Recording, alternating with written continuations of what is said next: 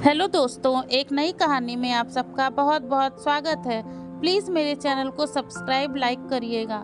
रात के 12 बज रहे थे, उसका फ़ोन आया। हेलो, किसी ने फुसफुसाहट भरे लफ्जों में कहा।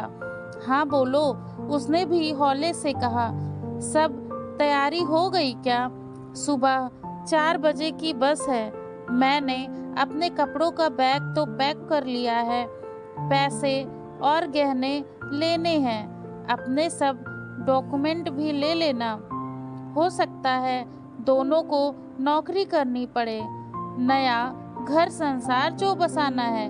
ओके, मैं सब कुछ लेकर तुम्हें कॉल करती हूँ। उसने सबसे पहले माँ की अलमारी खोली और उसमें से गहनों का डिब्बा निकाला।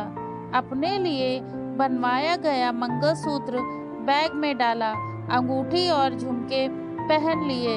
चूड़ियों का डिब्बा उठाकर बैग में डाल ही रही थी कि माँ की तस्वीर नीचे गिर पड़ी। उसे याद आया, माँ की बरसों की इच्छा थी सोने का चूड़ा पहनने की, मगर जब पापा का एरियर मिला था तो जो चूड़ा बनवाया गया वो माँ ने ये कहकर उसके लिए संभाल कर रख दिया था कि जब बिट्टू इंजीनियरिंग करके नौकरी लग जाएगा खूब सारे बनवा लूंगी।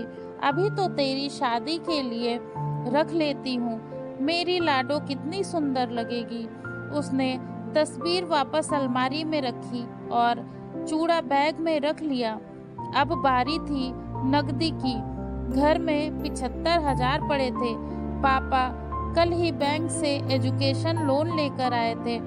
बिट्टू का आईआईटी का दूसरा साल चल रहा था। घर के रुपए पैसे का हिसाब और चाबी उसी के पास रहती थी। पापा हमेशा कहते हैं, जब ये पैदा हुई उससे पहले मैं स्टेशन पर कुली का काम करता था। जैसे ही ये पैदा हुई मेरी सरकारी नौकरी लग गई। यही मेरे भाग्य की देवी है, मेरी लाडो बेटी। उसने अपने सभी डॉक्यूमेंट बैग में रख लिए। अब उसे चेक करना था कि घर में जाग तो नहीं है, सब सो तो रहे हैं ना। सबसे पहले उसने बिट्टू के कमरे के दरवाजे से अंदर झांका। बिट्टू अभी तक पढ़ रहा था। उसकी खाने की थाली वैसे ही ढकी पड़ी थी जैसी वो रख कर आई थी। अगले कमरे में झांका। माँ गहरी नींद में सोई थी दवा लेकर। माँ हमेशा कहती है, इस दवा में कोई गड़बड़ है जो नींद बहुत आती है। ये मुई शुगर भी बीमारी है, लगकर ख़त्म ही नहीं होती। दरवाजे की झिर्री में से पापा दिखाई दे रहे थे। वे अपनी वर्किंग टेबल पर बैठे व्यापारियों का बही खाता तैयार कर रहे थे। अभी कुछ दिन ही पहले उन्होंने ये नया काम ढूंढा था। पापा कहते हैं कॉमर्स पढ़ा हूँ, बही खाते भूलने लगा था। चलो इसे भूलूंगा भी नहीं और एक्स्ट्रा इनकम भी हो जाएगी। सब अपने काम में व्यस्त थे। वो अपने कमरे में आई और उसे फ़ोन लगाया। सब रास्ते साफ हैं, सब अपने काम में लगे हैं। मैं चुपचाप घर से बाहर निकलूंगी, उससे पहले फ़ोन करके बता दूंगी। अच्छा, तुमने गहने और पैसे ले लिए ना? हाँ ले लिए। तुम बार बार गहनों और पैसों का क्यों पूछ रहे हो? मैंने कहा ना ले लिए। अरे बाबू, वो इसलिए कि नया घर संसार बसाना है। नई जगह जाते ही काम थोड़े मिल जाएगा, तो हमें घर के रूटीन कामों के लिए पैसा तो चाहिए ही। मेरा मोबाइल भी बहुत पुराना है, मुझे नया मोबाइल भी लेना है। और फिर मैं कोई ना कोई नौकरी पकड़ लूँगा जिससे हम आराम से ज़िंदगी गुजारेंगे। सुनो, एक बात पूछूं? क्या तुम में इतनी हिम्मत नहीं कि तुम मुझे कमा कर अपने पैसे से रख सको, खाना खिला सको?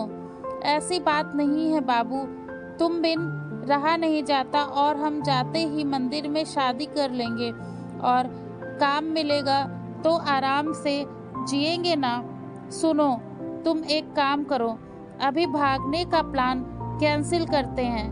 पहले तुम काम करो और इतना सारा पैसा कमा कर इकट्ठे कर लो कि 2-3 महीने तक काम ना भी मिले तो हमें भूखों मरने की नौबत ना आए। जैसे ही तुम पैसा इकट्ठा कर लोगे हम भाग चलेंगे। तब तक इंतजार करो। 2 महीने तक ना कर पाए तो मुझे भूल जाना। अरे बेबी, बात तो सुनो मेरी बात। लड़की ने फोन काट दिया। वो अपने पिता के कमरे में झांक आई। वो अभी भी बही खाता कर रहे थे। उसने दरवाजा खटखटाया। क्या बात है लाडो, सोई नहीं तुम? पापा, एक बात कहनी है। कहो लाडो।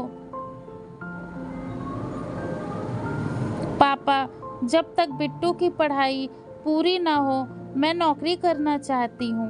मेरी पढ़ाई पूरी हो चुकी है। घर में बेकार बैठने से क्या फ़ायदा? घर में 2 रुपए जुड़ेंगे ही।